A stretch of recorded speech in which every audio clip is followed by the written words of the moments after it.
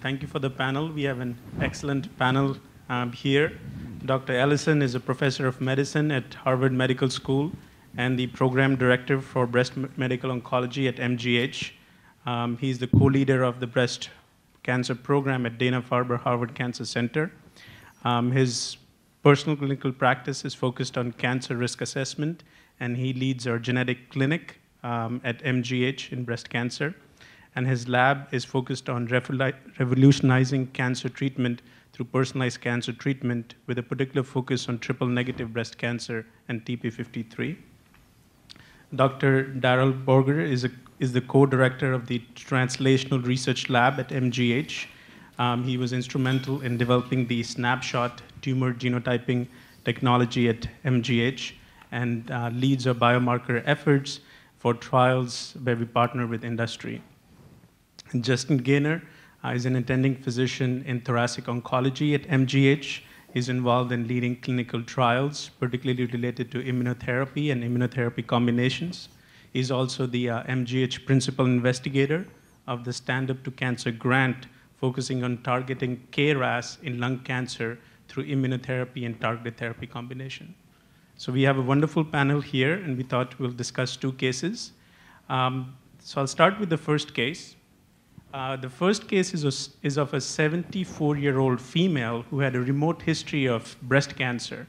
20 years ago, she was diagnosed with ER-positive breast cancer, had received standard chemotherapy followed by tamoxifen and aromatase inhibitor.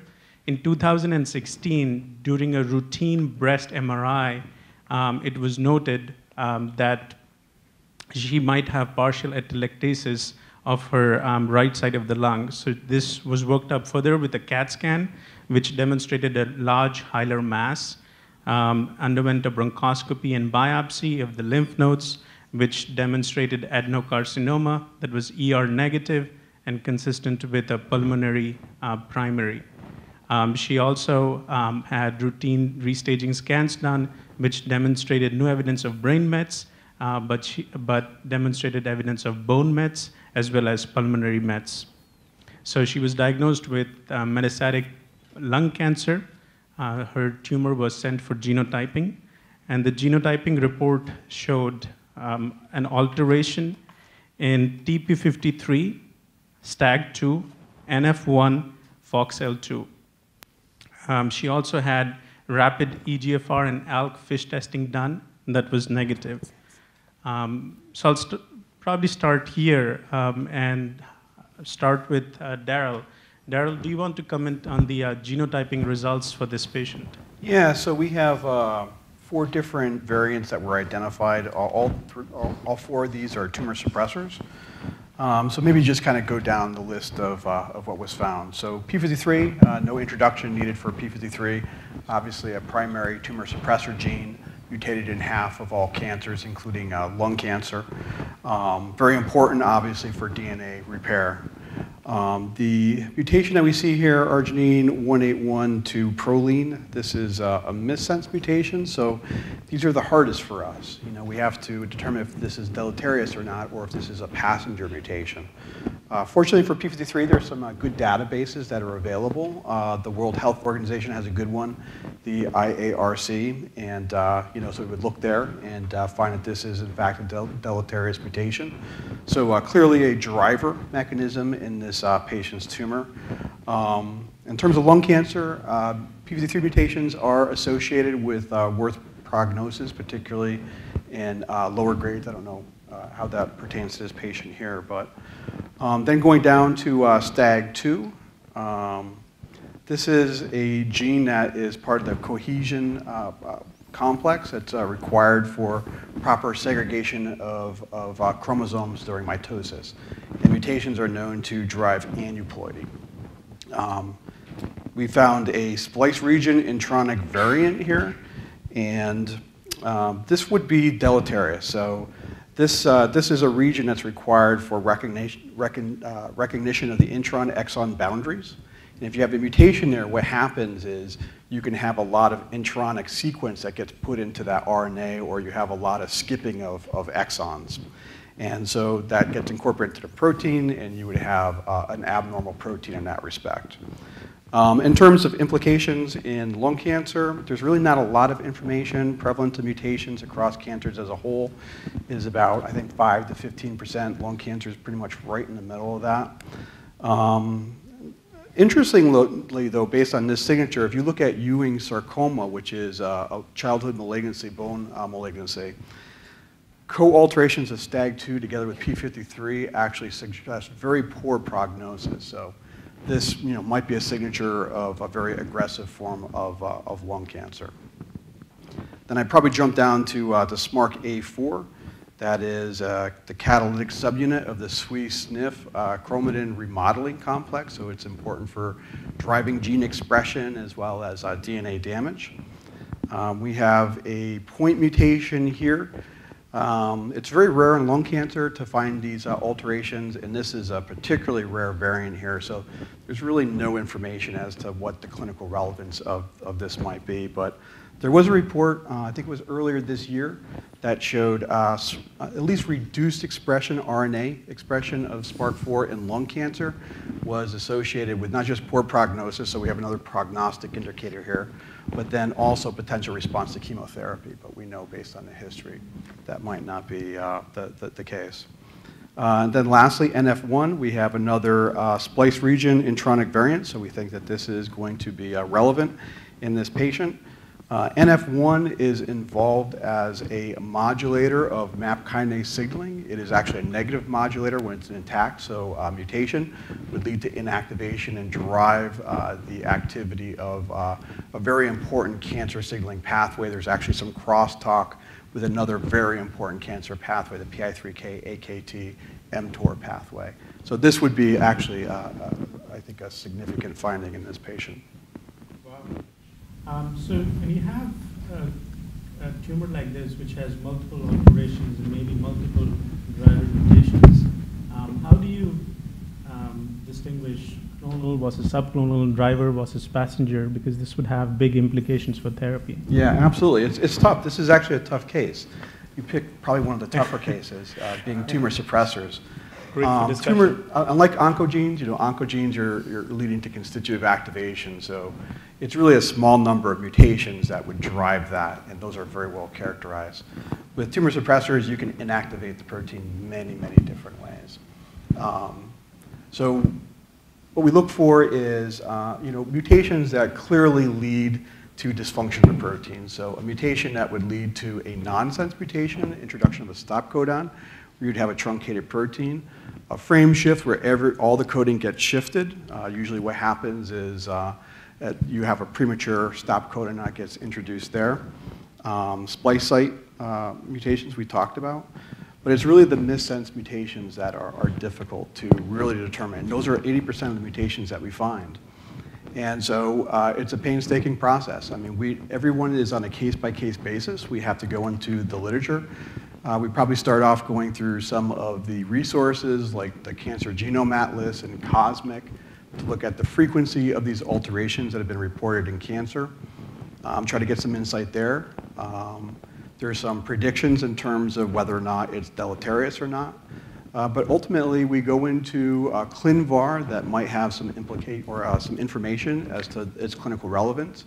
But usually we're going into PubMed on a case-by-case basis and looking for information as to the biological implications of that mutation. And if we're lucky, we'll get some information on therapeutic implications. So it can be difficult. It can take a lot of time.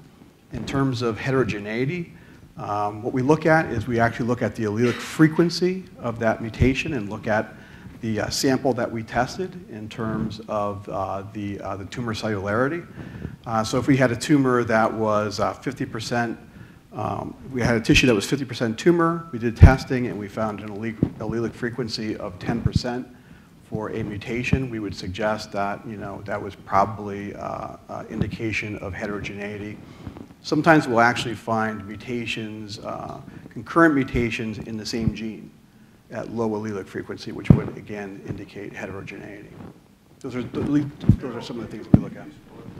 Sort of explain that allelic frequency, the importance of that. For example, in this case, if we have 4 mutations, if allelic frequency is higher for one of the mutations, does that indicate that it's more likely to be a driver? Yeah, I think absolutely. So the idea is that, of course, a driver mutation is going to be in the founder clone. And so all clones that are derived from that will still have that underlying mutation. And so as Bruce mentioned, when we do sequencing, we have a readout in terms of how many reads had a mutation versus all the reads for that run. And that will give us an allelic frequency. And when we're looking at tumor suppressors, it's a little bit complex because there could be loss of heterozygosity in terms of what that allelic frequency will be. But the idea is that if you have a 50% tumor and your allelic frequency is 50%, you probably have a loss of heterozygosity event in a tumor suppressor and then a mutation that's found across pretty much all the clones in that tumor. So you've lost the normal allele. Correct. And then since it's 50% that have the mutant allele, and it's 50% of the cells are tumor, virtually every tumor cell, at least you can presume it's in the tumor cell. They have that mutation. But then there's also the scenario, though, in that same context where you might find the mutation at 25%. Yes. So half. So there's probably likely another mechanism that silenced the other allele. And so that would be consistent also with in 100%. So what is the sort of baseline for allelic frequency that you use as saying this is actually likely to be important? Does it vary with genes and with the it's kind of a toolbox approach. I think that we really try to assimilate as much information as possible to really try to understand the potential clinical impact of these variants. So allelic frequency is just really one aspect of that. If we find, like I said, if there's like an 80%, a sample with 80% tumor, and then we find something at a 5% allelic frequency, more than likely that occurred late in evolution of that tumor. It's not really an underlying founder mutation.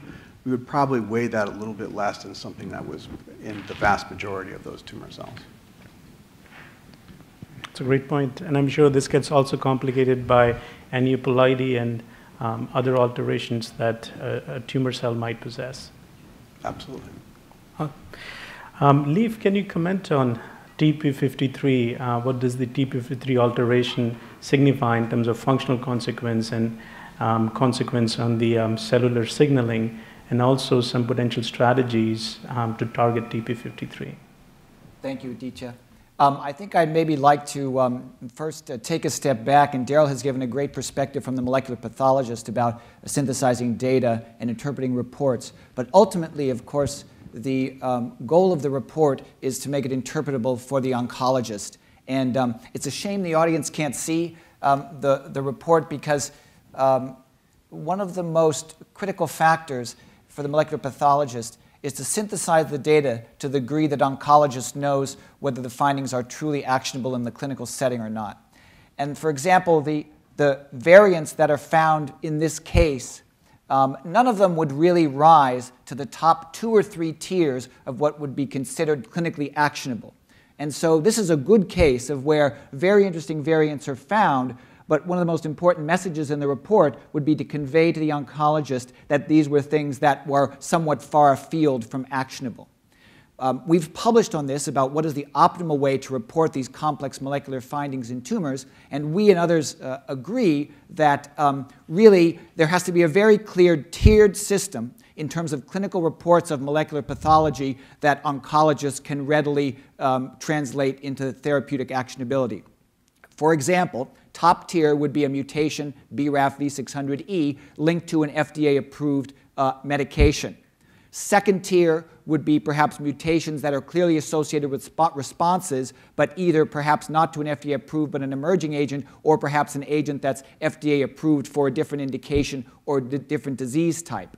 A third tier, and these need to be carefully delineated in these reports, would be, for example, variants that are related to pathways linked to response, or variants not clearly associated with response. The talk we heard from Neil Rosen yesterday about the whole panoply of BRAF variants might fall into that third tier category because they haven't been correlated with clinical responses in a systematic way. And then fourth tier would be variants that probably are affecting the function of a gene, but unclear what we would do clinically about that. And then the fifth tier would be some of the ones which actually includes two of the variants here that are intronic, suspected to be deleterious in terms of gene function, but not entirely clear that they're affecting the function of the gene. So I don't know, did the audience get the reports at all, just so they know? But just so you know that this is not the report that a clinician would get, and that the clinicians and pathologists currently, and where the landscape of the field is, are working very closely together to try to make these reports as interpretable as possible in terms of the actual meaning, because the data is very complex.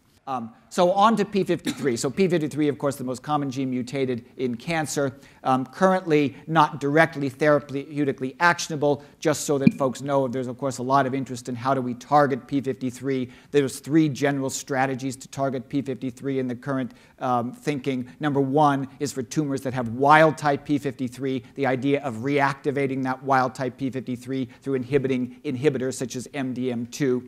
The second class is mutations of p53 where there's loss of function that changes the metabolism or properties of the cell that might create so-called synthetic lethalities. So a p53 mutant tumor would be sensitive to a particular drug that a p53 wild-type normal cell would not. So those are two of the ways. And then the third way, p53 is a rather unique tumor suppressor because its mutations not only lose the normal function, but actually gain an oncogenic function. p53, if you put the mutant protein in a cell, it actually promotes metastasis and other properties. And so other strategies have come up to try to refold, in some cases, the protein structure of that mutant p53 to make it behave more like wild type, where it would then execute the tumor cell. And so those are the three approaches, none at the level of phase 3 trials yet, but the work goes on. Well, that's excellent. Thank you so much for your comments, Leif. This is very helpful and good feedback for us for future tumor boards as well. Justin, do you want to comment on the role of immunotherapy, particularly in a tumor that might have multiple alterations, and the role of TP53? Yeah, so that's a great question. And I think this is a good segue from the previous talk where Dr. Wu showed several papers looking at mutational load and responsiveness to immunotherapy, and really beginning with melanoma, and moving towards lung cancer, and then more recently in colorectal cancer, showing that as one increases mutational load, it seems like there's an association with responsiveness to checkpoint blockade. And in fact, it's now become a sort of an obligatory slide showing the TCGA data based on each cancer type. And we see that at the far end, so the cancers with the highest mutational load are cancers like melanoma, lung cancer, bladder cancer, and these are really the malignancies where we now have FDA-approved immune checkpoint inhibitors. Those are really the cancers that have high mutational loads. And then when we delve into those specific cancers, we find that there's a tremendous spectrum. So for example, as a thoracic oncologist treating lung cancer patients, we know that a smoking-induced cancer has a much, much higher mutational load compared to a lung cancer that arises in a never smoker. And that actually has clinical implications, because when we look at use of checkpoint blockade in smokers, response rates higher than it is for never smokers. In fact, response rates among never smokers are actually quite low, 3 to 4% in our experience.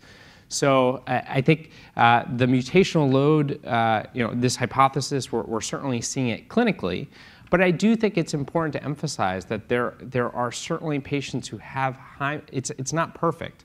There are patients who have high mutational loads who don't derive benefit from these drugs. And it speaks to this concept of this neoantigen lottery. Just because you have a high mutational load doesn't mean that you're going to have one of those mutations that generates a neoantigen. It just increases your probability that you're going to generate a neoantigen. Now, Justin, this patient has a p53 mutation. Does that increase the chances that she has a more mutated tumor? Yeah, I think it's interesting because I look at these reports a lot. I think it's important to note that to begin with, comprehensive genotyping is standard of care in lung cancer. I think that's really an important point to emphasize, that patients should be having comprehensive genotyping in lung cancer. And looking at these reports, I would say we see a few more alterations than is typical for standard lung cancer. But at the same time, this is a fairly limited panel of about 100 genes. And all of the studies to date have mainly looked at mutational load using whole exome sequencing. So I think it's intriguing, and as was alluded to, having a p53 mutation, perhaps there's a higher mutational load here, but we don't know, because most of those studies used whole exome sequencing, and they were pretty small. So the RISV data that was published in Science last year that showed mutational load as being important in lung cancer looked at 34 cases total. So I think we have to remember that it's still small amounts of data, and we really need to then start validating this both in larger subsets and also using smaller panels, right? Though you can't really use whole exome sequencing clinically right now, so can we actually get a sense of mutational load with a smaller targeted NGS panel, and how large should that panel be to both be feasible but also give us a sense of mutational load? And for the mutation load, does it matter as to what specific mutation it is? There might be something about certain mutations that cause more neoantigen than others. Right. No, I think that's a great point. The data that I'm aware of in lung cancer was really focused on KRAS mutations. There's been a lot of emphasis on KRAS mutations. And we know that specific KRAS mutations so far really haven't given us a sense of prognosis, but the co-mutations with KRAS can. So there was interesting work published by MD Anderson last year showing that you can really subdivide KRAS mutations into 3 distinct buckets based on co-mutations. And it was the KRAS plus P53 subgroup that tended to have a higher mutational load compared to the KRAS plus LKB1 subset in that work. And so the authors hypothesized that may be the subgroup that's more responsive to immunotherapy. So that's quite interesting, because we have this other gene that's mutated here, the NF1, which feeds into it's basically a KRAS activator. Correct. And maybe that plus P53 would be an indication that we have a high mutational load in this patient. Exactly. So I think that's one of the reasons why I want to bring up that. And we do know that for NF1 mutations, 75% of the time they occur by themselves outside of the context of another oncogenic driver. But when they do occur with other driver mutations, it tends to occur with KRAS mutations. And with P53 mutations, sorry. So what I would say that, in terms of molecular diagnostics and our panels that we use, they were really geared toward targeted therapy. And so we're still trying to kind of catch up to, really implementing immunotherapy. And, so we have a lot of these discussions internally in terms of how well do our platforms predict tumor burden. And we've looked at it, somewhat, and what we do find is that definitely in cases with MSI, we do find a higher prevalence of mutations even with our 100-gene panel. How accurately do we predict that? I don't think that we know right now, but it seems to be even these relatively focused panels still provide some information. So what we're looking to do now is really try to expand our panels to have markers throughout the genome that we can better predict this and try to implement this as part of the routine care. Excellent. So Justin, if you had this patient in clinic and you had access to all targeted therapies ever made, so in the perfect world, what targeted therapy or therapy combination would you choose for this patient? Yeah, so I think it's important to go back to Leif's comment about how do we tier these alterations. And in lung cancer, the field is moving very quickly. And really, I talk to my patients, at least newly diagnosed patients, about 3 major classes of systemic therapies. Historically, it had been all chemotherapy. Really, platinum-based chemotherapy had been the standard of care for a long time. In the middle, the second major class is targeted therapy, which you're alluding to. And there are certainly several tier 1 genetic alterations where we know that using a targeted therapy is superior to using platinum-based chemotherapy. So for example, EGFR mutations ALK rearrangements, ROS1 rearrangements. Those I would characterize as really tier 1 genetic alterations. We also have some really emerging targets as well, targets where we have them in other malignancies. For example, BRAF mutations occur in about 4% of lung cancer, MET splice site mutations, RET rearrangements, NTRK rearrangements, where we actually are now starting to see responses, but not necessarily having FDA-approved therapies. So those are some of the alterations where if I see them, I'm going to pursue a targeted therapy in a patient who's newly diagnosed. The third major class, and this is really, I think, hot off the presses if people looked at the New England Journal of Medicine last week, is immunotherapy, but using first-line immunotherapy. So last week was published the findings of Keynote-24. This was a randomized phase 3 study comparing pembrolizumab, a PD-1 inhibitor, versus platinum doublet chemotherapy in newly diagnosed lung cancer patients. And here they used a biomarker selection strategy, so all patients had to be PD-L1 positive in 50% of tumor cells or more. I should note that 30% of lung cancer patients enrolled in that study met that cutoff. So this is a big piece of the pie. And what's notable is the pembrolizumab showed improvements in both progression-free survival and overall survival in that study. And so that has become the new standard of care for the subgroup of patients who are PD-L1 positive at greater than 50%. So for this patient, though, none of these alterations are in that tier 1 or tier 2. I would test for PD-L1, and if it was greater than 50%, I would pursue immunotherapy. If it was less than 50%, then I would pursue standard chemotherapy. And then as the patient progressed in therapy, if we gave chemotherapy first, I would certainly want to include immunotherapy at some point in our care. And then when we start getting into third line or so, we start thinking about, are there clinical trials that interrogate the pathways based on some of the genotyping data? And so I would be interested in, MEK inhibitors, for example. So there's some data looking in the pediatric literature showing that NF1 mutant patients have some responsiveness to MEK inhibitors. That also mirrors some preclinical data as well. So that would be something I'd be thinking about. But again, not as standard of care in first line. That's great. And I think you highlight a very important point that when we look at a report, there are two layers. Even if you find something that is actionable, the first is, can I act on it? But the second, which is equally, if not more important, is, should I act on it? And that looks at what's the current landscape. Should you abandon a standard therapy in favor of something that is potentially actionable, but you might not get the same benefit?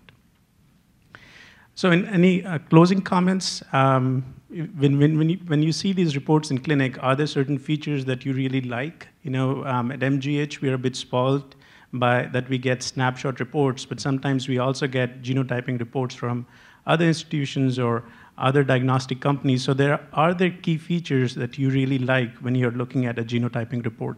And Leif, you alluded to some of these points before. Well, I think there's some consensus that you have to make a clear statement to the oncologist about what's actionable and what's not. But I'm interested to hear from Justin about what you think of that, versus commercial testing panels. Do you think there's a large variability in your impression about the sorts of reports you get, or do you think that the companies and the private enterprises have come together to make these as interpretable as possible to oncologists? I would say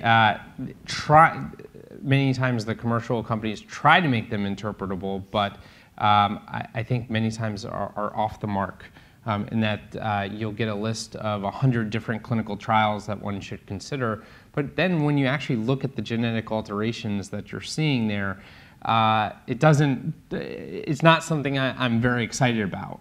And so I completely agree with you. I really like this, thoughtful tiered system and how we should really think. Just because you see a genetic alteration in a gene doesn't mean that that's actionable. It's relevant to the function.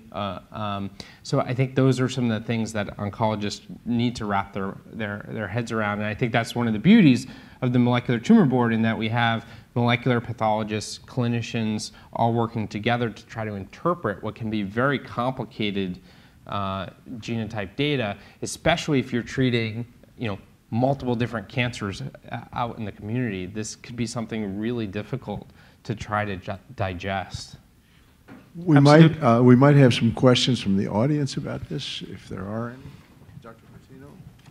Oh, we've had a precision tumor board now at CI&J for over 3 years, and if you eliminate these tier 1 and 2 mutations, our data and others, I guess your data too, show about 30% of the time there is a actionable mutation. But what I haven't seen is what are the clinical results of those actionable mutations. Do you have any data on that? I think that is a little bit the holy grail. I think that some of us, including our center, is trying to put together this data.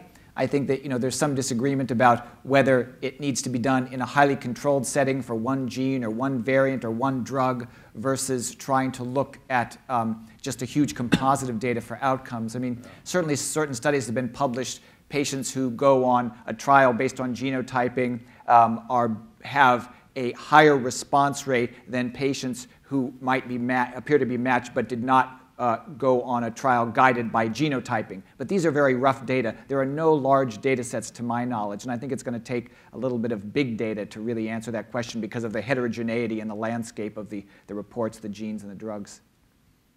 Bruce, this would be a question as much for you in your capacity as editor-in-chief of the Journal of the Oncologist, as well as for this expert panel. If you're ever interested in getting a broad swath of the community oncologists who get lots of data, as you were obviously talking about, and get their opinion as to what really is helpful and what may be unhelpful, one of the thoughts would be, and Annie, this would be something for you and Bruce to talk about, is actually opening up in the Journal, The Oncologist, a section where you could actually have this kind of a tumor board published. And with you're already laughing, right? And then with the forms that you're describing, and Leif, I'm sorry we don't have them up on the screen, but that would be really helpful. And then to ask for feedback and through a communication just with a journal, letters, not just the editor published, but actually blog online. We certainly could give you direct feedback on that kind of a proposal if you're ever interested. I think the panel is smiling because I think we all agree that this would be a very important contribution, and there's discussion about precision medicine clinic section in the oncologist where we discuss these things, and I think that would be very important for the community oncologist. Absolutely. I think there are some interesting aspects to that. One is that certainly you can give comments back on what the importance or what's known about a certain mutation. Actually giving advice about how to treat any patient, I think, would be difficult. So I would like to ask Leif one other question. So P53 mutations have been associated, at least experimentally, with poor response to chemotherapy. Should that be taken into consideration? I'm not sure that that probably doesn't get into the report, but should we be conscious of that when we're Well, it's a fascinating question, and to some degree it speaks a little bit to the duality of P53 and this issue of that it's also a gain of function and a loss of function. And in breast cancer, I think, is an area that's my clinical specialty that's particularly either interesting or confusing in that there are certainly multiple published reports that in the setting of primary disease, responses to chemotherapy, clinical responses, are higher in the subset of P53 mutant patients, and that's been attributed to the fact that those patients have cell cycle deregulation that is more amenable to targeting with chemotherapy. On the other hand, not all of those studies have taken into account, and then that's been validated in various mouse models. But those studies really haven't necessarily all taken into account the long-term outcome of those patients, because you can imagine that it's not the idea whether 95% of the tumor cells disappear with the chemotherapy. It's a question about whether the other 5% are eventually going to grow out and metastasize and kill the patient. And I think that's where there is still some uncertainty in the field about whether p53 is going to be a strong, particularly chemotherapy predictor for that reason, because it also engenders, it may be higher responses, but also potentially engender more resistance. Right. Very good. Thanks. Could you also comment on Darren and Leif in terms of if you're seeing a molecular alteration, when do you get concerned that this actually might be a germline alteration, and how do you, what's the workflow in terms of informing the patient or the oncologist and intake in a genetics clinic? Yeah, I think that that's a great question. It's a very complex question in that respect. Our testing is for somatic alterations, so we're a little careful in reporting germline. There's a number of considerations. One is patient consent. Has the patient consented for that type of information, because it's impacting not only that patient, but the relatives of that patient and the offspring. There's clearly a number of genes that are associated with hereditary cancer predisposition syndromes that are in our panel that we can find mutations that have been previously reported to be germline. And so we have these databases that we can look into, and when we find what we think could be a germline, so we're testing off tumor tissue, so we don't know the answer to that. We can just postulate that it could be germline. And if we think that it is germline, what we do is we have a close contact with the clinician and discuss that result and whether it makes sense to pursue consent and really determine if it is germline by maybe getting a blood sample that we can actually determine that.